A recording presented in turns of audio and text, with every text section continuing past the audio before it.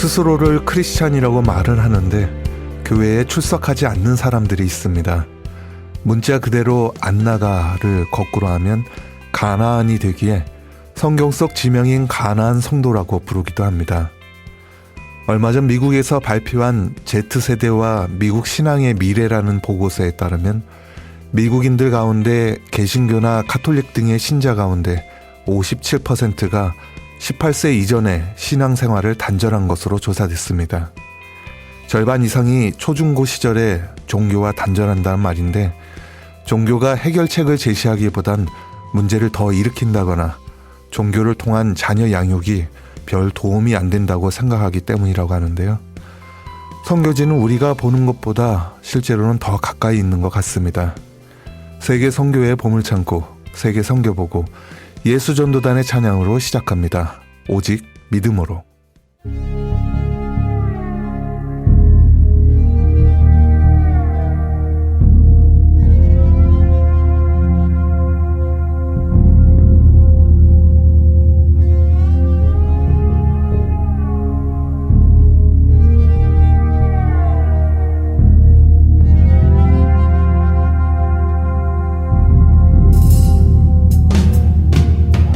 세상은 들리고 사람들은 변하여도 나는 주를 섬기리. 주님의 사랑은 영원히 변하지 않네. 나는 주를 신뢰해.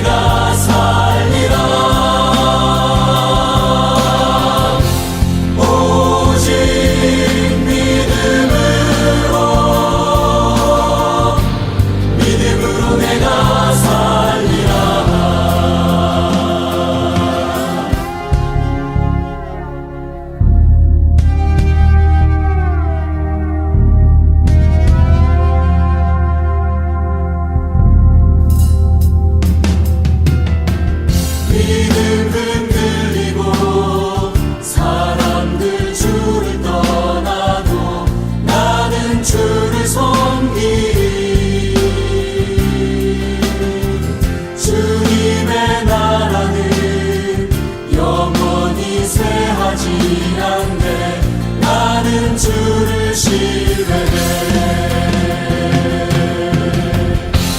오직 믿음으로 내가 살리라.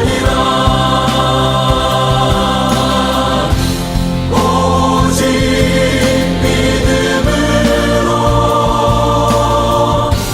믿음으로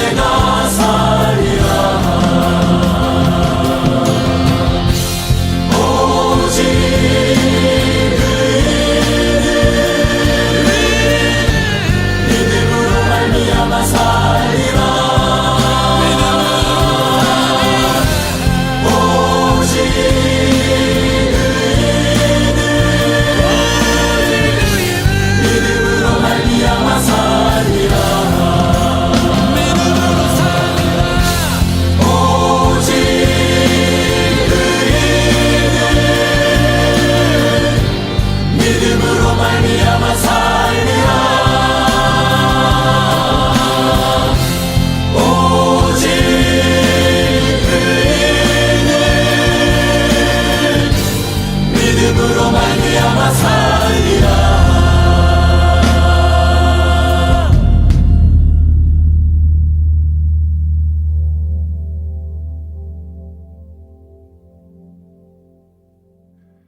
예수전도단의 찬양 오직 믿음으로 였습니다. 전세계 한인 선교사님들이 보내주신 선교 편지와 함께 은혜를 나누는 세계 선교의 보물창고, 세계 선교보고와 함께하고 있습니다. 첫 번째로 전해드릴 내용은 서태평양의 작은 섬 괌에서 보내온 내용인데요. 현지 미성년자들의 음주와 흡연 문제가 심각하다고 합니다. 마이크로네시아 괌에서 변성유 선교사님이 전합니다. 네나님, 좋은 하루가 되세요. 청소년기에 마시는 술, 무엇이 문제일까요? 성장기 청소년 음주는 심장, 간 등 주요 장기에 손상을 주며 학습 능력을 저하시키거나 폭력, 분노 등 문제 행동의 원인이 된다고 합니다. 청소년은 술과 함께 담배 등 다른 유행 물질에 중독되기 쉬우며 이는 가출, 폭행, 절도, 음주운전, 강간 등의 사고 범죄로 이어집니다. 이런 이유 때문에 전 세계 많은 국가들이 알코올 음료 구매에 대한 연령 제한을 설정하여 미성년자들의 음주를 불법으로 지정했습니다. 다음에서 알코올과 담배 구매에 대한 연령 제한은 21살입니다. 21살 이하의 미성년자들은 알코올과 담배를 마켓에서 살 수 없습니다. 만약 미성년자가 술을 먹고 운전하다가 경찰에 걸렸을 경우에는 경범죄로 취급을 받게 됩니다. 미성년자들은 DYA 청소년 교도소에 갇히게 됩니다. 경찰은 미성년자에게 술을 판 마켓을 추적하여 벌금을 부과하게 됩니다. 그러나 미성년자가 술을 먹고 상대방을 폭행하거나 공격하게 되면 이것은 중범죄로 취급을 받게 됩니다. 그 범죄에 대한 기사가 신문에 나오게 되고 미성년자이지만 그의 이름과 사진이 실리게 됩니다. 망길라오에 있는 어른교도소 프리즌에 갇히게 됩니다. 지난 3월 1일 밤 11시경에 대대도 스케이트 공원에서 폭행 사고가 일어났습니다. 고등학교 동창들 남자 3명과 여자 2명이 이야기를 나누며 놀고 있었습니다. 술 취한 축 청년 2명이 다가와서 시비를 걸었습니다. 고등학교 동창들은 아무런 관심을 기울이지 않았고 무시했습니다. 그러자 술 취한 한 청년이 소리를 질렀습니다. 갑자기 공원 한 구석에서 술 먹던 10여 명이 달려왔습니다. 그들은 아무런 이유도 없이 동창들을 밀치고 몽둥이로 때리고 넘어뜨렸습니다. 경찰이 달려와서 피해자들을 병원으로 데려왔습니다. 2명의 희생자 중에 1명은 왼쪽 눈을 9바늘이나 꼬맬 정도로 크게 다쳤고 다른 1명은 눈 한쪽이 실명되는 큰 사고를 당했습니다. 3월 8일 괌 데일리 포스트에 보면 스케이트 공원에서 폭행에 가담한 3명이 붙잡혔습니다. 그들은 폭행과 난동 혐의로 경찰에 잡힌 것입니다. 이 중에 2명은 미성년자였습니다. 마리 로스는 19살이고 존 자수아는 18살이었습니다. 이들에게는 언더에이지 컨섬션 오브 알코올이라는 미성년자의 음주에 대한 죄가 추가됐습니다. 이들은 미성년자지만 술을 먹고 폭행에 가담하였기 때문에 중범죄인으로 취급을 받게 되는 것입니다. 신문에 그 이름과 얼굴이 공개됐습니다. 괌에서 발생하는 미성년자들의 음주는 집단 폭행과 패싸움으로 번지는 경우가 많습니다. 고등학교에서 벌어지는 패싸움들, 공원이나 놀이터 같은 공공장소에서 술을 마시다가 집단으로 폭행하는 경우, 가끔 동네에서 벌어지는 이웃 간의 싸움들, 여기에서 눈여겨봐야 할 부분이 있습니다. 그 싸움의 중심에 축섬의 청소년들이 있다는 사실입니다. 매일매일 신문에 보도되는 사건과 사고들을 유심히 보면 그런 사실을 알 수가 있습니다. 술과 싸움에 노출되어 살아가는 축 청소년들을 어떻게 도와할까요? 이것은 괌에서 함께 더불어 살아가는 괌의 니안들이 풀어야 할 숙제입니다. 쉽지 않은 숙제지만 하나님 아버지의 마음으로 한 걸음씩 접근해야 합니다. 하나님 아버지, 괌에서 발생하는 청소년들의 집단 폭행과 패싸움들을 불쌍히 여겨주시옵소서. 특별히 축섬의 청소년들이 술과 싸움을 지혜롭게 잘 극복할 수 있도록 도와주시옵소서. 아멘, 아멘.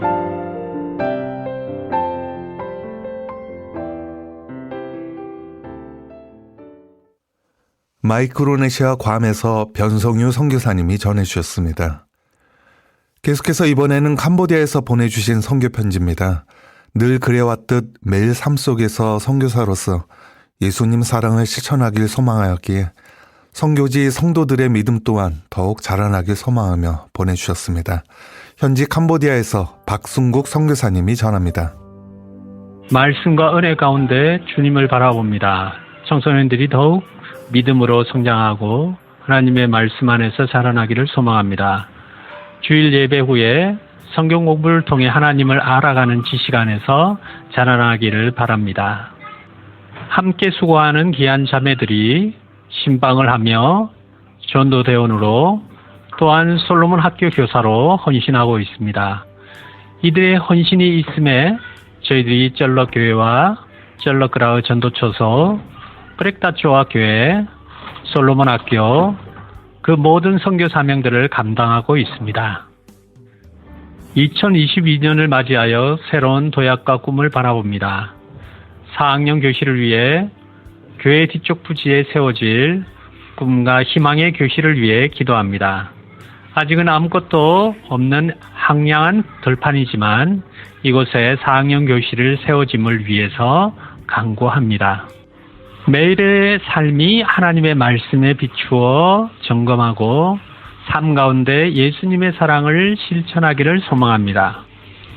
매주 금요일이면 꽃기시장에 가서 반찬과 돼지고기, 빵, 우유, 과일 등을 사갖고 와서 오전 내내 정성껏 음식을 준비하여 오후 2시에 이식가정에 사랑의 도시락을 나눕니다. 한 집 한 집 온 정성을 다하여 기도와 안부를 물으며 예수님의 사랑을 전달합니다. 무더위와 벌레, 정전과 단수가 되는 이 시점에 토요일에 지방교회를 향하는 전도의 발걸음을 재촉합니다. 중간에 가는 길에 결혼식이나 장례식, 각종 행사를 하는 천막을 만나게 되면 도로를 전부 막고 있어서 차량을 가지고 갔다가도 다시 교회로 와서 오토바이 세대로 나누어서 다시 쩔럭그라우 전도처소를 향해서 나아갑니다. 캄보드를 위한 기도 제목입니다. 온 교회의 성도들이 영적으로 성장하고 위드 코로나지만 건강하게 사역을 감당하여 날마다 전도하며 예수 그리스도를 증거하는 사람들이 되기를 소망합니다. 쩔러교회 건축이 순조롭게 진행될 수 있도록 기도 부탁드립니다.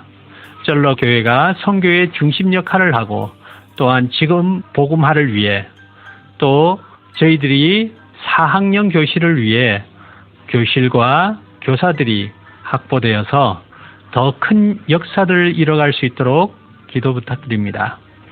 솔로몬 학교는 아직까지 정식으로 학교 부지가 없는 시점입니다. 뒤쪽에 자그마한 땅이 있지만 더 확장하여 교회 건물이 또 교실 건물들이 세워지기를 위해서 기도합니다. 최강승 선교사가 코로나 상황에서도 안전하게 돌파 선교를 감당하고 또 영육 간의 강건함을 위해서 기도합니다. 아들 성민이와 딸 은진이가 학업의 지혜와 영적인 충만, 육적인 강건함을 위해 기도합니다. 감사드립니다.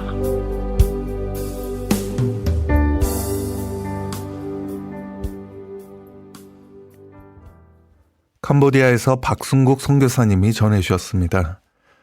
건물이나 조형물 등이 어떤 곳을 상징적으로 대표하는 의미를 가질 때 이를 랜드마크라고 합니다. 대만에서도 높은 산 위에 대형 십자가 세우기를 위해서 얼마 전까지 기도 제목을 나눴었는데 이러한 기도 제목에 응답해 주심에 감사한다며 전해주신 내용입니다. 현지 대만에서 김혜옥 선교사님이 전합니다. 안녕하세요. 대만의 김혜옥 선교사입니다. 대형 십자가 헌금이 다 채워졌습니다. 높은 산 위에 대형 십자가를 세우려고 합니다. 대만에서 가장 큰 십자가입니다. 대만의 동북쪽 원주민들이 사는 산이지요. 땅의 주인은 대만 원주민 타이아주 전 장로교 총회장 천텐시 목사님이십니다. 지난 2월부터 3월까지 2달 동안 대만에서 가장 큰 십자가를 세우는데 모금을 하였습니다. 첫 번째 헌금하신 분은 불신자로서 십자가 세우는데 동참하고 싶다고 10,000원부터 시작되었습니다. 저는 믿음이 있었습니다. 주님의 뜻이라면 반드시 채워지기 때문입니다. CTS 선고표고에 한번 글을 올렸는데 많은 분들의 참여가 있었습니다.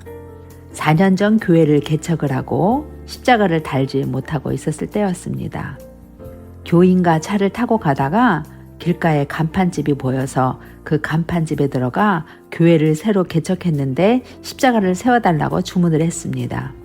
그랬더니 사장님과 직원들이 와서 십자가를 세우고는 개척교회라 비용을 안 받겠다고 하면서 십자가 비용을 헌금하셨던 사장님께 항상 감사의 마음이 있었습니다.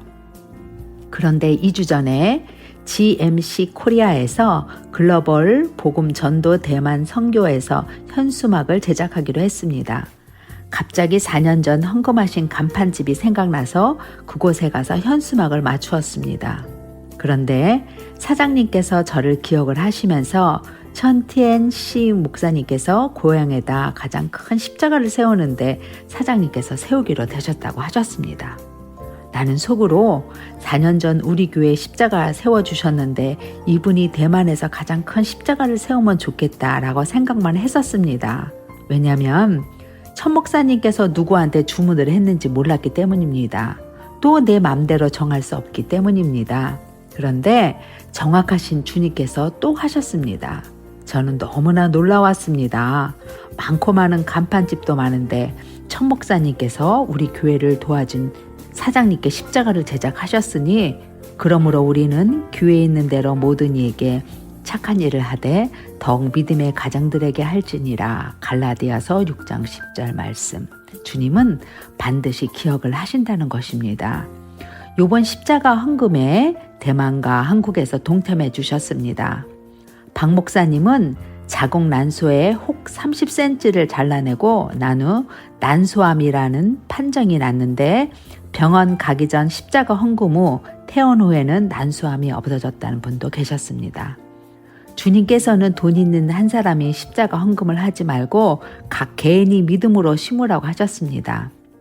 대만에서 사업하시는 김 집사님은 요즘 코로나로 사업이 무척 어려운 가운데서도 십자가 세우는데 감동이 되셨다고 동참하고 싶으시다고 연락이 오셔서 감동이 되었습니다. 대만 현지인 교회에서 성도들의 모아진 사랑, 소아마비로 자신의 몸도 불편하신 목사님께서 어머니까지 천국으로 가시는 상황에서도 십자가 헌금을 하시고 국세지 이 기도방 몇 분까지 동참해 주셔서 감사했습니다.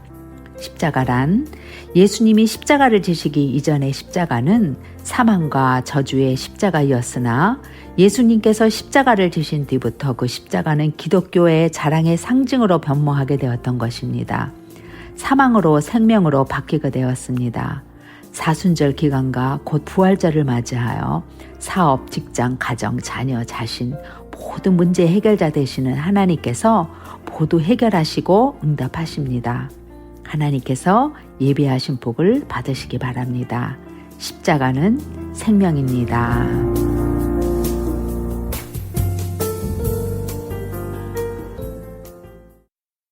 대만에서 김혜옥 선교사님이 전해주셨습니다. 이번에는 이스라엘 관련 소식입니다. 베냐민 지역 유대교 회당을 포함한 건물 등 상당수를 이스라엘 경찰들이 파괴했다는 내용인데요. 이스라엘 현지에서 조성은 전도사님이 전합니다. 첫 번째 소식입니다. 베넷 정부가 베냐민 지역에 있는 20개의 유대교 회당을 포함한 건물들을 파괴했다고 현지 언론이 보도했습니다. 유대인들을 파괴하고 아랍인들을 위해 건설하는 정부는 대체될 필요가 있다며 사마리아 지역 의회의 지도자인 요시 다가는 말했습니다.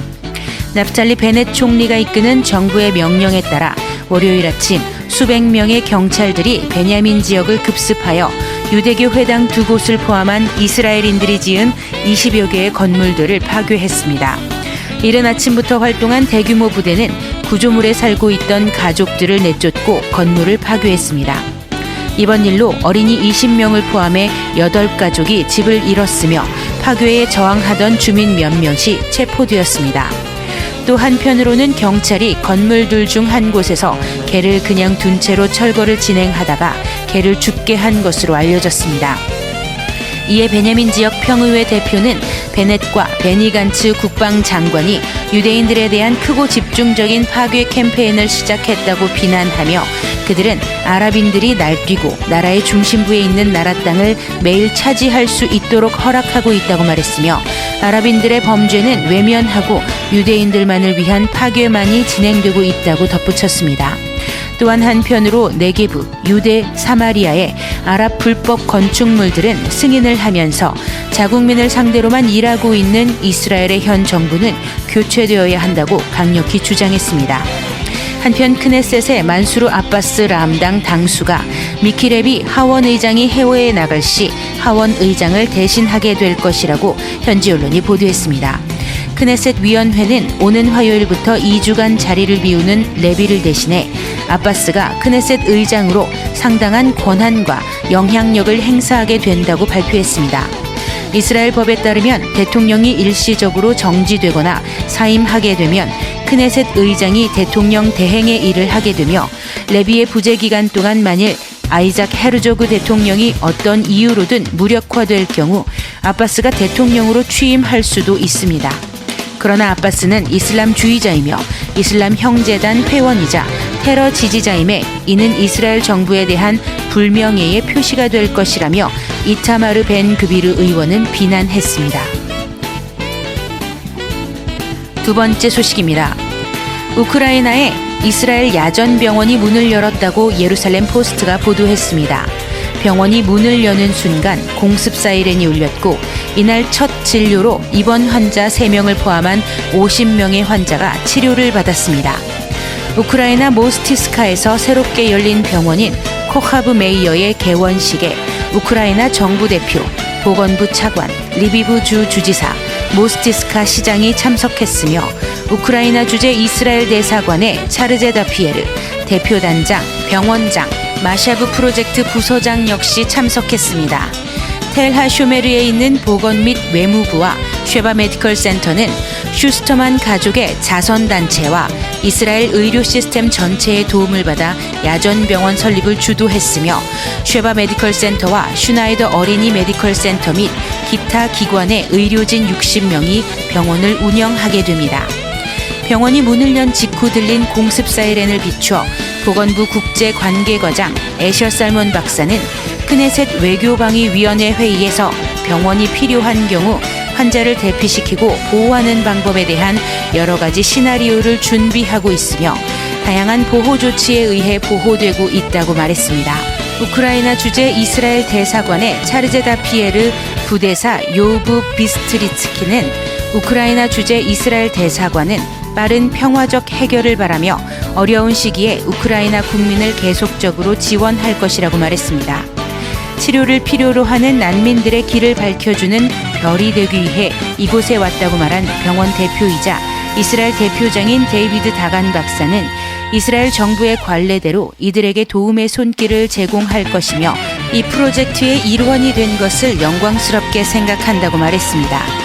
또한 쉐바 메디컬 센터의 요엘 하르 에반 박사 역시 이 병원의 임무는 우크라이나 국민들에게 발생한 혼란 속에서 혼자가 아니라는 것을 분명히 하는 것이라고 말했습니다.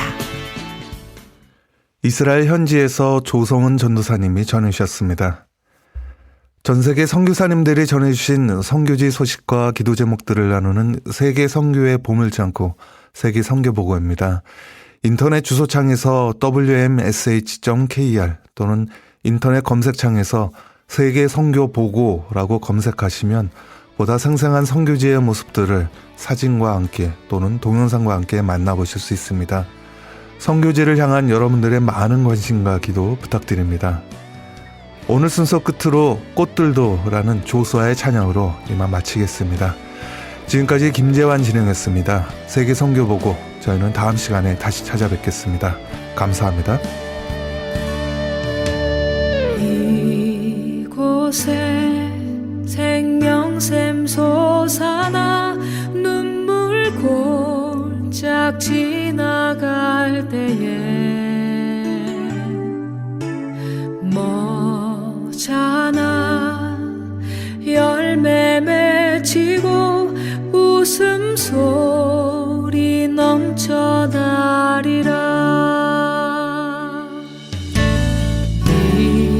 이곳에 생명샘 솟아나 눈물 골짝 지나갈 때에 머잖아 열매 맺히고